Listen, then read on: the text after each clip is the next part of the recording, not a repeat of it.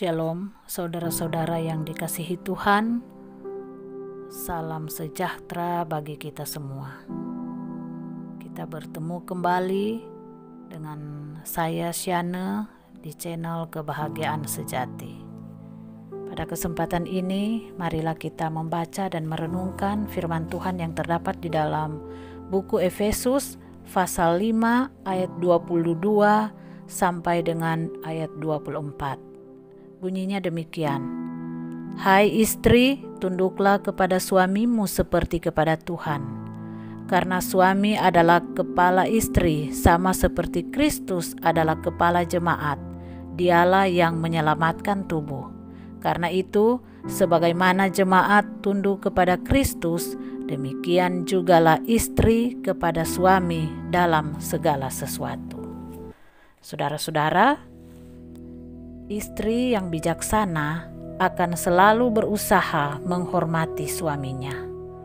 Seorang istri yang bijaksana akan selalu bersikap hormat kepada suaminya. Bukan hormat di bibir saja, melainkan dalam segala perbuatan menunjukkan penghormatan terhadap kepala keluarga, yaitu suaminya.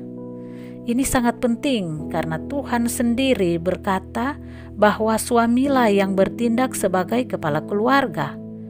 Ini harus diturut jika ingin suatu keluarga berbahagia. Nah, banyak cara yang dapat dilakukan untuk menghormati suami. Di antaranya adalah yang pertama, tidak memburuk-burukan suami.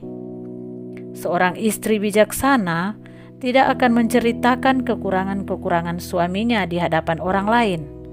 Adalah kurang bijaksana untuk memberitahukan kepada orang lain tentang sifat lekas marah suami, tentang sifat kasar atau keburukan-keburukan suami. Kalaupun sang istri tidak sepintar orang lain, itu tidak perlu diceritakan kepada siapapun. Karena orang-orang yang mendengar omongan menjelekkan sang suami itu tidak akan menolong keadaan. Malahan mereka akan bisa menggunakan informasi-informasi itu untuk meretakkan rumah tangga Anda.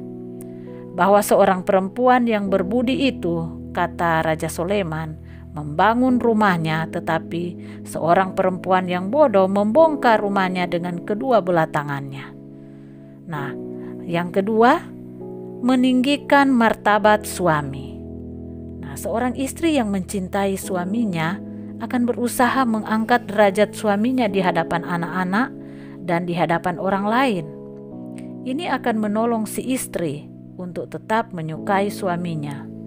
Ini juga menolong supaya anak-anak tetap senang kepada ayahnya. Demikian juga orang-orang lain akan merasa senang setelah mengetahui kebaikan-kebaikan suami tersebut. Berbeda jika sang istri hanya melihat kekurangan-kekurangan suaminya, memikirkan kekurangan-kekurangan suaminya, apalagi menceritakan kepada orang lain. Itu akan mempengaruhi pikiran istri tersebut untuk tidak senang terhadap suaminya, dan sekaligus mengajak orang lain dan anak-anak untuk bersikap sama.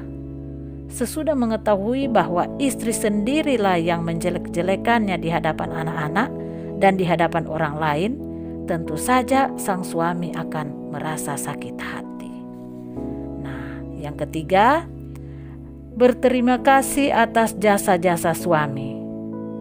Istri bijaksana akan selalu menyampaikan terima kasih kepada suami atas segala kebaikannya. Dia berusaha untuk menghargakan jasa-jasa baik sang suami, terutama atas pengorbanan-pengorbanannya demi kebahagiaan rumah tangga dan suksesnya pendidikan anak-anak.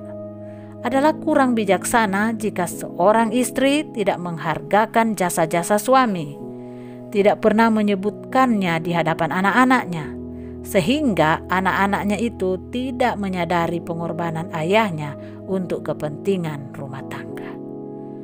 Banyak hal-hal yang dibuat para suami dengan pengorbanan perasaan dan pengorbanan pikiran. Ini juga dapat mendorong sang suami untuk lebih bersungguh-sungguh berbuat baik terhadap istri dan anak-anaknya. Yang berikut, keempat, menggembirakan suami. Banyak istri yang tidak sadar bahwa mereka sedang menceritakan atau memberitahukan hal-hal yang menyusahkan hati suami. Terlebih jika cerita-cerita yang menyusahkan itu diberitahukan pada waktu suami mengalami frustrasi. Para istri harus berhati-hati supaya tidak menceritakan atau memberitahukan kepada suami hal-hal yang mungkin mendukakan hatinya, kecuali sangat perlu. Hendaklah setiap istri berusaha menggembirakan suaminya. Pada saat suami mengalami frustrasi, adalah bijaksana kalau istri mengalihkan suasana yang suram kepada hal-hal yang menyenangkan hati suami. Jika perlu, perdengarkanlah cerita-cerita humor kepadanya, sehingga ia akan merasa senang dan tidak berlarut-larut di dalam kesedihan. Yang kelima, tidak membanding-bandingkan suami dengan orang lain. Nah, adalah suatu kebiasaan yang tidak baik jika istri membandingkan suaminya dengan pria lain yang mungkin lebih tinggi sekolahnya, lebih kekar fisiknya, atau lebih sukses di dalam bisnis dan pekerjaannya. Bagaimanapun hal itu akan mempengaruhi pikiran suami. Ini tidak menambah semangat suami untuk bekerja lebih intensif. Malahan dalam hati suami bisa timbul prasangka-prasangka yang tidak baik terhadap istrinya. Ini sangat berbahaya. Istri bijaksana dapat menghadapi kekurangan-kekurangan suami itu jika ada dengan cara yang bijaksana dan cara yang halus dan cara yang sangat membuat hati suaminya gembira. Yang terakhir, keenam, menyiapkan segala keperluan suami. Istri bijaksana akan berusaha menyiapkan keperluan-keperluan suaminya, baik keperluan di dalam rumah maupun keperluan untuk dibawa ke tempat kerja atau ke kantor. Ini merupakan hal-hal yang sepele, tetapi tidak kurang artinya dalam membahagiakan rumah tangga, membahagiakan suami. Bagaimanakah perasaan suami jika pada waktu ia berkemas-kemas, bersiap-siap hendak pergi ke tempat kerja atau ke kantor, kemejanya belum disetrika dan makanan juga belum tersedia? Apa yang akan terjadi? Nah, ini perlu diperhatikan. Jadi menyiapkan segala keperluan suami adalah pekerjaan istri.